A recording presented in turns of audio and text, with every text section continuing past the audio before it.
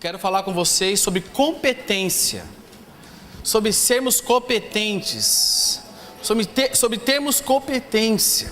E esses princípios que nós temos falado aqui, meus irmãos, são princípios que, praticados, nos levam a ter uma vida bem-sucedida. E uma vida bem-sucedida é ter uma vida que glorifica a Deus. Amém?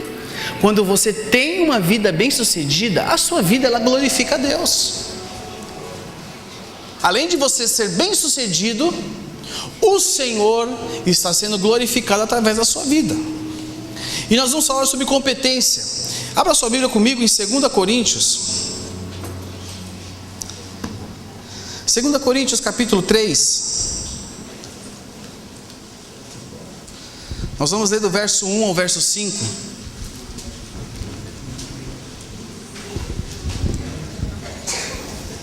2 Coríntios 3, do 1 ao 5.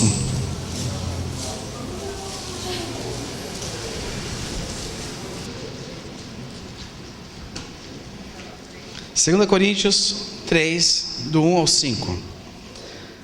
Diz o seguinte: será que com isso estamos começando a nos recomendar a nós mesmos novamente?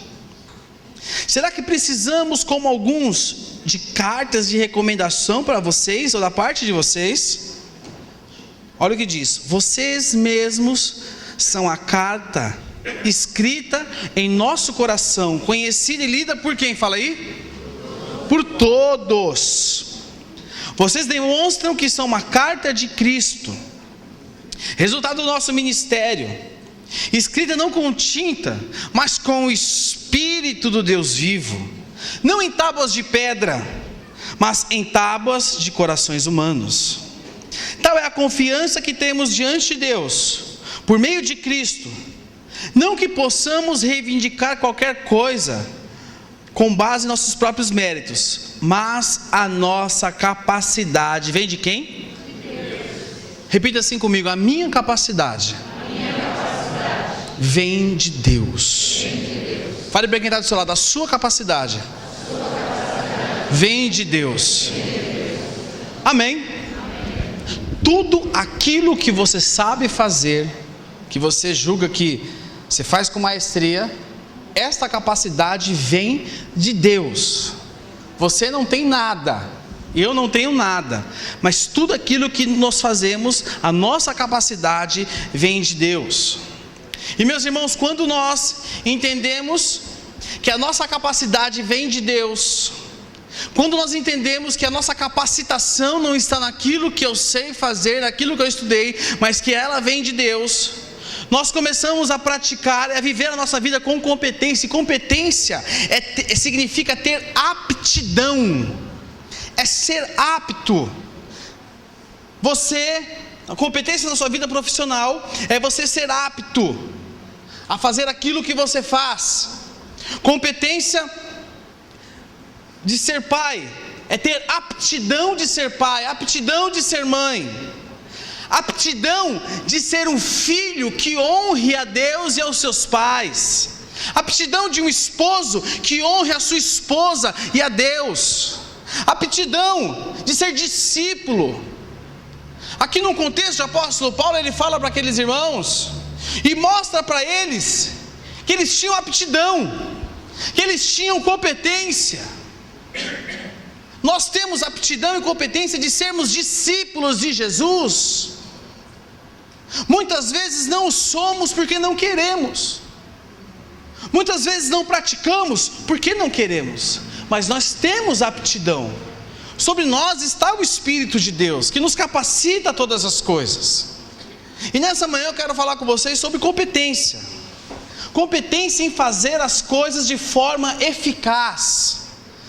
Você não vai sair daqui nessa manhã com um curso, mas você vai sair daqui entendendo que você tem aptidão para fazer aquilo que você se propõe a fazer, aquilo que o Senhor te chamou. Você tem aptidão na sua casa, você tem aptidão no seu emprego, você tem aptidão aonde quer que você vá.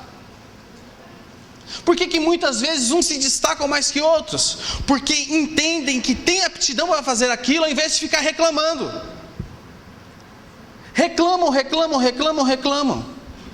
E não exerce aquilo que o Senhor te chamou. Mas aqueles que entendem, que estão praticando tudo aquilo que o Senhor os confiou, fazem de maneira excelente, porque está colocando o seu coração naquilo. Eu quero nessa manhã aprender algumas lições com vocês, sobre sermos competentes, sobre termos competência naquilo que fazemos. E a primeira lição de uma pessoa competente faz, que ela pratica, presta atenção nessas lições. A primeira lição está lá em Lucas, capítulo 17, verso 10. Lucas, Evangelho de Lucas, capítulo 17, verso 10.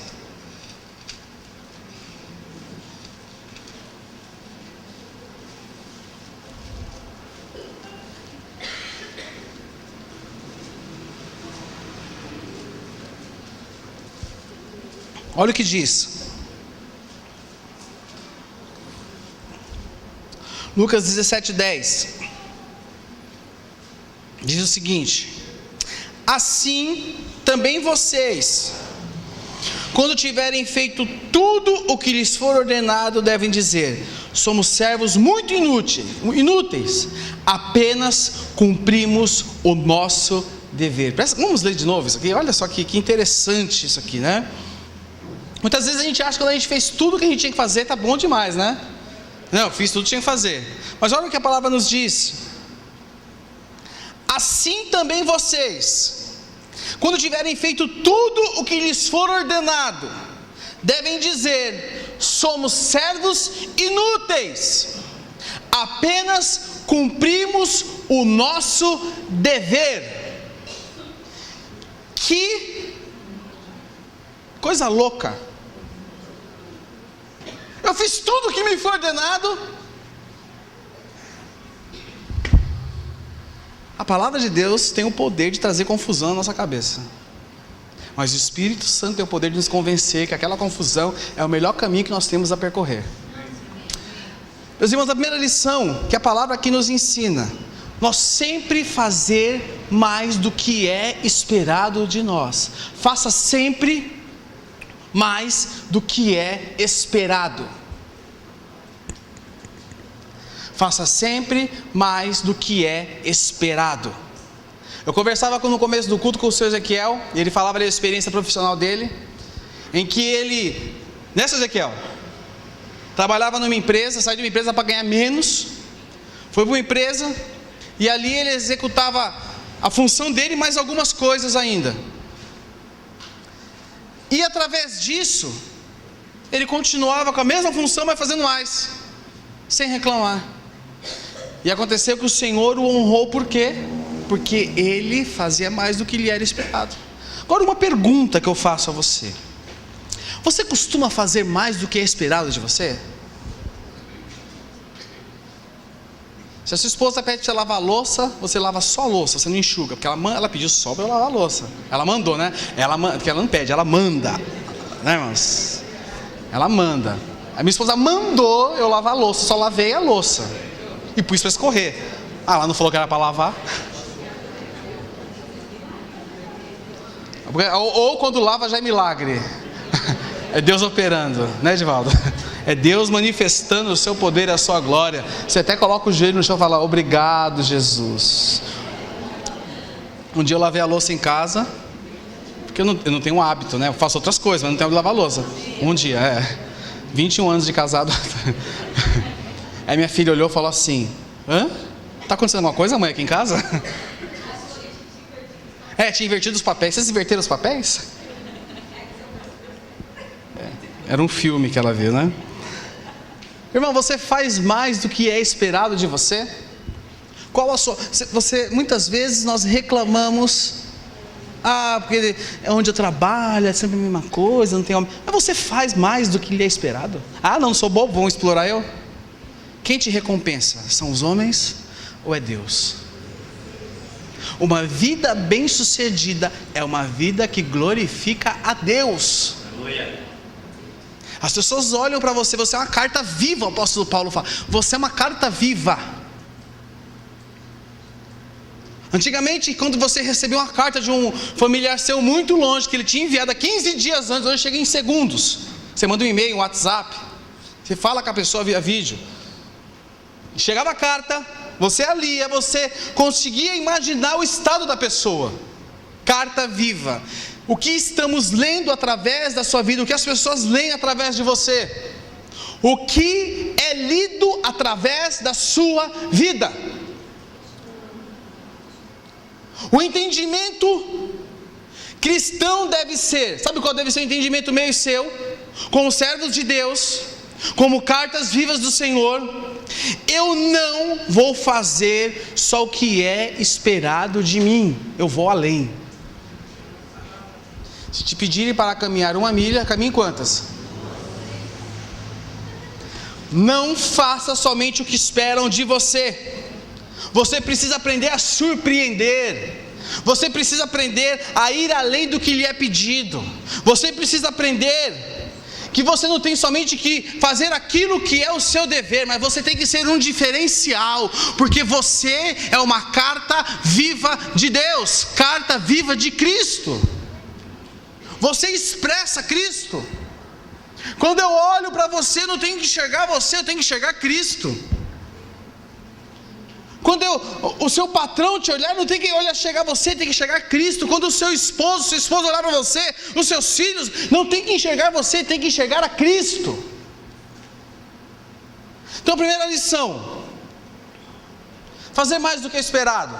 Segunda lição que eu queria aprender com vocês, Evangelho de Mateus, capítulo 7.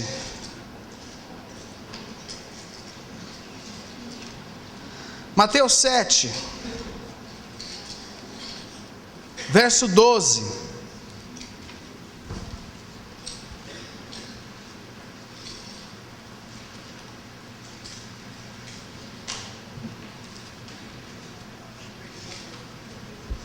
Achou? Diz o seguinte, Mateus 7, 12.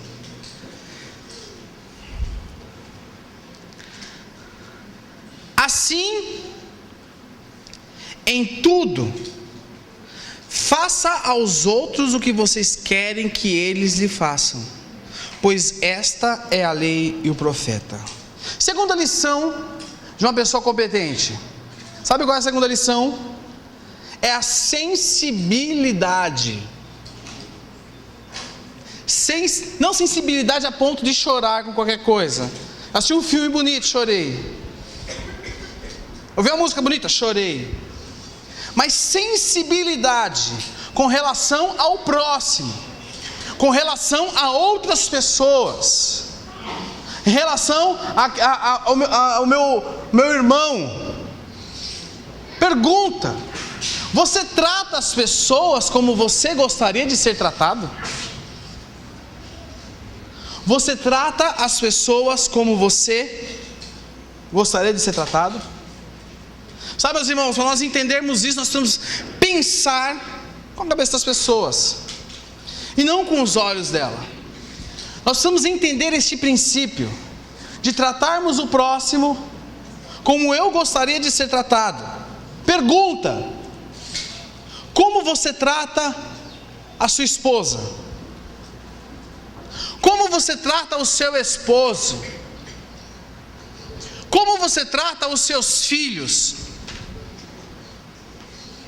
Como você trata os seus familiares? Como você trata aqueles a quem você ama? Como você reage na sua célula?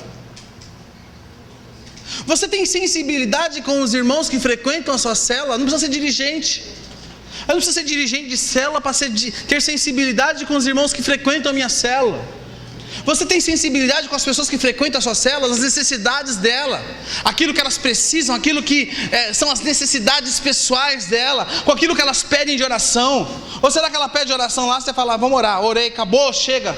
Ou será que você no dia seguinte liga para ela, manda uma mensagem, se preocupa, traz aquilo como se fosse algo seu? Ou será que você só pensa em você mesmo? Nós temos que ter sensibilidade com as pessoas e tratá-las como nós gostaríamos de ser tratados. Você observa como as pessoas estão sentindo? Você observa o rosto das pessoas? Você se preocupa? Você vê uma pessoa triste, você abraça ela e fala: está com algum problema? Posso orar por você? Posso? A pessoa competente, ela tem sensibilidade com o próximo. Ela tem sensibilidade com as pessoas que estão ao seu redor. Ela não é muita justiça para mim, muita justiça para mim e pouca para você. Mas ela pensa no próximo. Ela é firme com o irmão e leve consigo. Como você tem tratado as pessoas ao seu redor? Como você trata? Isso aqui é legal. Como você trata quem fala mal de você? Falo mal também. Oro contra. Eu oro contra. Oro para Deus fazer ele morder a língua, sangrar e ter uma hemorragia até morrer. Só de falar mal de mim.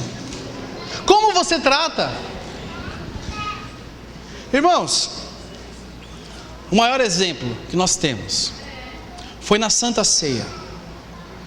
Jesus ali sentado com seus 12 discípulos, com os 12 homens mais próximos a ele. E entre eles havia um que ia fazer o quê? Ia ser palmeirense? Não, ia ser o quê? Não, tinham 11 corintianos. Porque o corintiano é fiel, entendeu? Jesus mandou para quem os espíritos imundos? Para quem que ele mandou? Para quem, irmãos? Eu não queria falar. Com o São Paulino eu não falo porque não tem graça mais, né? Mas mandou para quem? Eles tinham 11 fiéis ao redor dele. Porém tinha um, não vou falar espírito de porco não, tá, irmãos? Tinha um lá que não era muito, que estava pensando pelas costas, ia traí-lo. Ia traí-lo.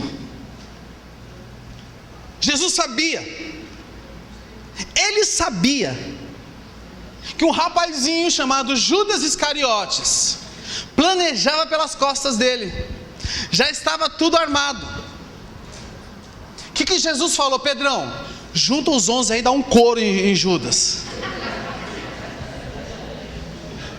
Pedrão é o seguinte: Judas não entra nem aqui na ceia, ele fica do lado de fora, porque ele é traíra, ele é trairão. Não, ele trouxe Judas até a mesa e deu a maior honra que existia na mesa. Ele deu a Judas. A maior honra ali poderia ser do discípulo João, que era o cara mais chegado a ele. Mas ele pegou aquele que se opunha a ele e deu a maior honra a ele. Pergunta que eu lhe faço: como você trata quem fala mal de você? Como você trata as pessoas que muitas vezes questionam você? Como você trata as pessoas que se opõem a você? Não somente dentro da igreja, mas no seu trabalho. Sempre tem no trabalho aquele, o Judas, que segue você e que quer ver você pelas costas, né, irmãos? Como você trata? Abençoe-os. Abençoe-os. Terceira lição que nós aprendemos aqui, com a lição da competência. Filipenses capítulo 2. Filipenses capítulo 2, verso 14.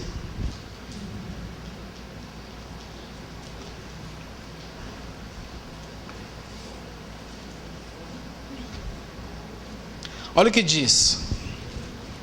Você pode estar pensando assim: olha, que pena que fulano não veio para o culto hoje, né? Olha o que diz. Filipenses 2,14. Façam tudo sem o que fala aí?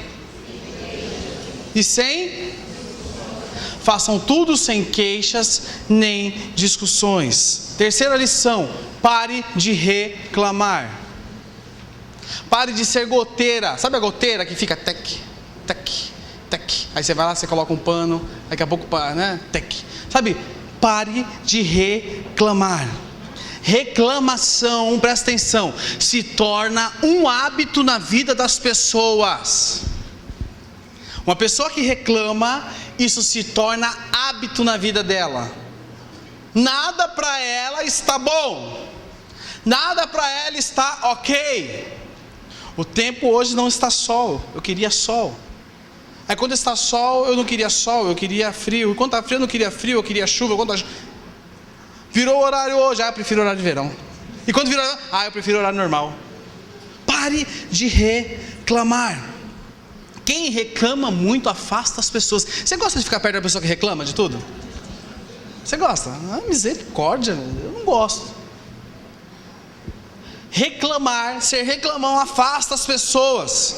Imagina você pegar um avião, viajar 5 horas naquele banco apertado, ao lado de uma pessoa que está reclamando.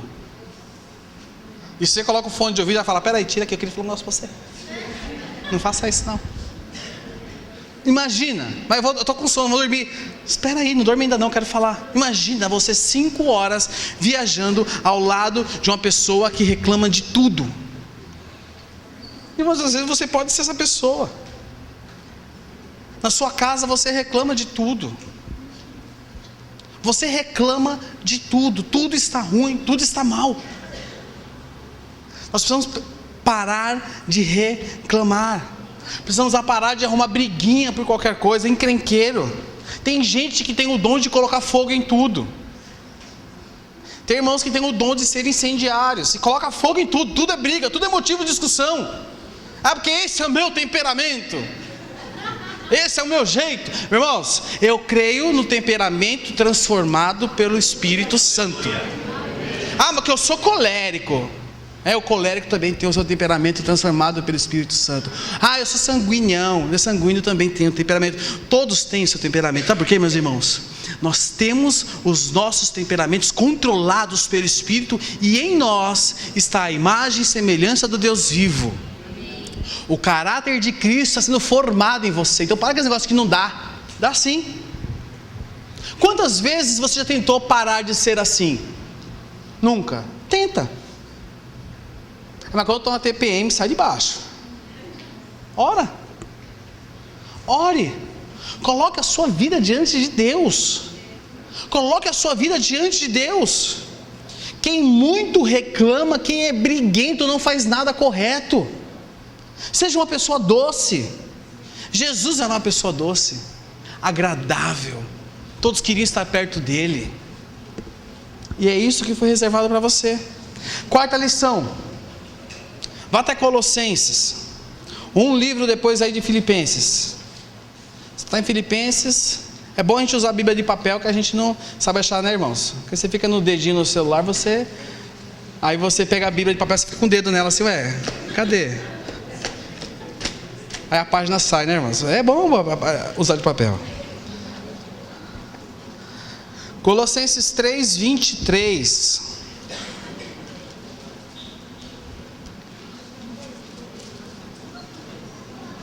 Diz o seguinte: tudo, fala comigo, tudo, o que eu fizer, eu farei de coração, como para o Senhor, e não para os homens. Você trouxe Colossenses 3:23 para a sua vida. Tudo o que você fizer, faça de coração. Quarta lição: faça tudo de todo o coração. Tudo o que você fizer, faça de coração. Não existe momentos na sua vida que é para o Senhor e momentos que não é para o Senhor. Todos os momentos da sua vida são para o Senhor, porque você vive para Ele. Você é uma carta viva dele. A sua vida é lida por todas as pessoas que estão ao seu redor.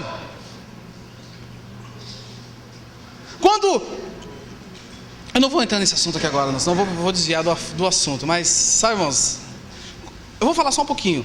Quando você, não é verdade? Dá vontade, coça a língua. Presta atenção.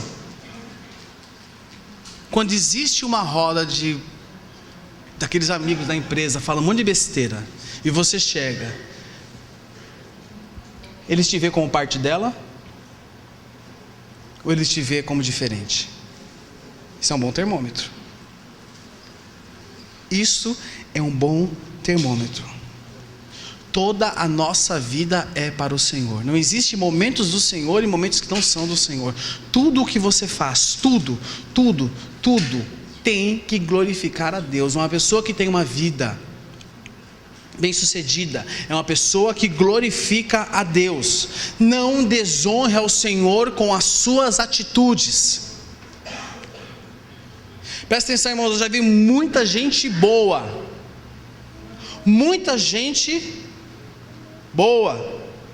que com uma atitude colocou tudo a perder. Cuidado com as suas atitudes. Cuidado com a maneira com que você tem se comportado. Cuidado com a maneira com que você tem agido. Seja um referencial. Seja uma referência de que as pessoas queiram ser igual a você. Não seja motivo de vergonha, mas seja um referencial no que você for fazer a partir de hoje, em nome de Jesus. O Senhor te chamou para que, como Cristo, você seja competente. O Senhor te chamou para isso. E para concluir aqui com vocês, Marcos capítulo 7, verso 37. Olha o que fala a respeito do nosso Senhor. E é isso que eu quero para a minha vida. Marcos capítulo 7, verso 37. Marcos 7, 37.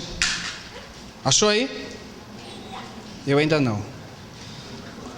Mas eu estou quase. Estou no 6, 7, 37. Vamos lá. Diz o seguinte: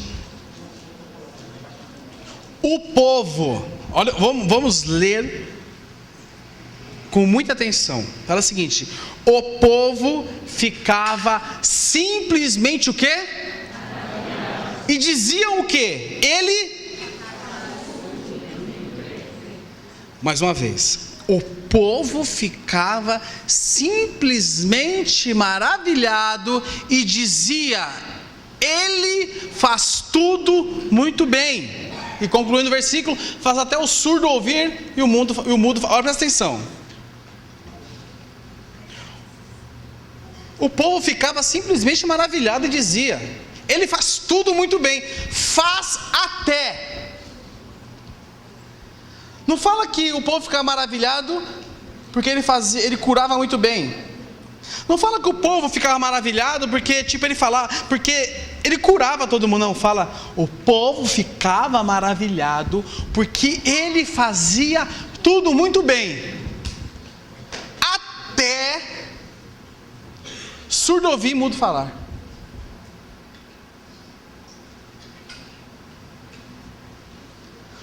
Tudo o que Jesus fazia era um exemplo. Jesus era competente em tudo o que ele se propunha a fazer. Tanto que o povo ficava maravilhado com tudo que ele fazia. E depois o povo achava: nossa, até isso ele sabe fazer. Sabe aquela coisa? Você é um excelente marido e sabe até cozinhar. Cozinhar vira um detalhe. Sabe aquela coisa na sua empresa? Você é o mestre carimbeiro 1, o cara que domina o carimbo, mas ele sabe até entregar correspondência também. O povo ficava extremamente maravilhado e dizia: ele faz tudo muito bem, até surdo ouvir e mudo falar. Esse era o referencial que tinha do nosso Senhor. Eu quero fazer algumas perguntas, deixar uma lição de casa para vocês. Essa lição de casa vai se refletir na sua célula. Depois nós vamos mandar essas perguntas para vocês trabalharem nas suas células. Pergunta número 1: as pessoas têm a percepção de que fazemos bem o que nos propomos a fazer? As pessoas têm a percepção de que você faz bem aquilo que você se propõe a fazer? Ou você é daqueles que precisam ser empurrado? Quando alguém vai dar uma tarefa nova para você, ele fala misericórdia 15 vezes e me ajuda Jesus. Ou eles te dão uma tarefa e falam assim, vai e não peques mais, vai fazer, porque eu sei que vai sair coisa boa da sua mão. Qual é a percepção que as pessoas têm? Pergunta número 2. Quais as áreas da nossa vida estamos honrando a Deus por estarmos fazendo bem? Quais áreas da sua vida, da minha vida, eu estou honrando a Deus por estar fazendo bem? As perguntas vão compor o boletim dessa semana, irmãos. Então vocês orem a semana para no dia da sua célula você estar afiado. Pergunta número 3. Quais áreas da sua vida não estão honrando a Deus? Presta atenção, tudo isso que eu estou falando para vocês eu apliquei em mim. E eu falei, Jesus tem misericórdia da minha vida. Pergunta número 4, para passar a régua, nós orarmos. Quais áreas das nossas vidas nós precisamos nos arrepender? Você pode falar assim, eu estou bom bastante. Já precisa se arrepender aí, orgulho. Pronto, marca lá. Né, Leandro? Quais áreas da sua vida você precisa se arrepender?